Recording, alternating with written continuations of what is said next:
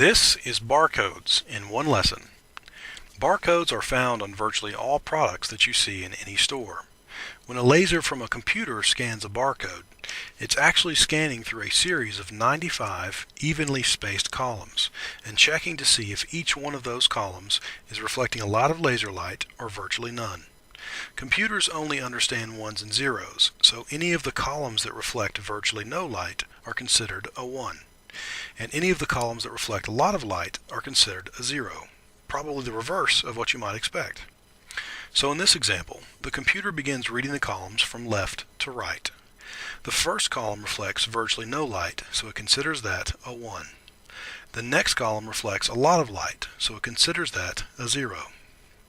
The third column is like the first. It reflects virtually no light, so it also considers that a 1.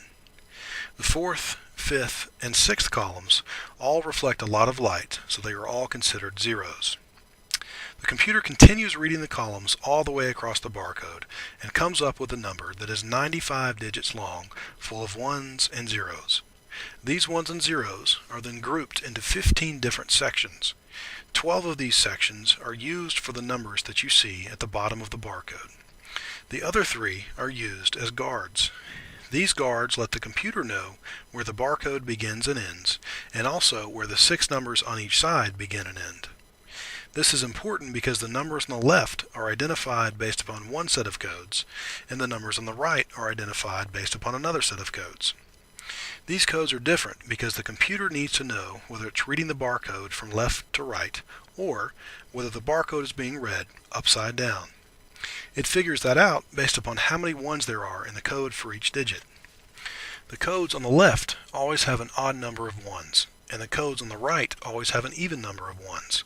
So if the computer reads an even number of ones on the left-hand side, it knows that the barcode is flipped upside down, and once it reads it, it can just flip the numbers around before processing them.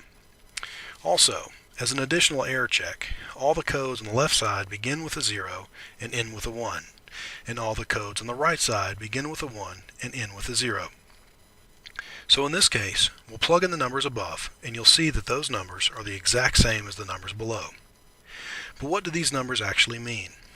Well, the first number on the left-hand side, the 0, which is outside of the actual barcode, tells us what type of barcode this is. A 0 is a standard barcode, a 2 is a weight item like fruit or meat, a 3 is a pharmacy item, and a 5 is a coupon. The next set of 5 numbers tells us who the manufacturer of the product is. In this case, it's the Campbell Soup Company. The second set of 5 digits tells us the product code, which in this case is a 10 3/4 ounce can of chicken noodle soup. And finally, the last number on the right-hand side is called the modulo check character, and this is another form of error checking. When the computer scans the barcode and processes the numbers, it needs a final way to know that it read and processed everything correctly. So it performs a calculation and comes up with the modulo check character. The modulo check character formula is actually based upon the positions of each of the numbers at the bottom of the barcode. It first adds up the digits in the odd numbered positions, and then it adds up the digits in the even numbered positions. It then multiplies the odd numbered digits by 3 and adds that amount to the sum of the even numbered digits. So we'll go ahead and plug in the numbers from our barcode, and we come up with a final total of 23. We then subtract the result of this formula from the next highest multiple of 10 to get the modulo check character. So the next highest multiple of 10 after 23 is 30, and 30 minus 23 is 7. So we know that we have read the barcode correctly. So now you've learned barcodes in one lesson.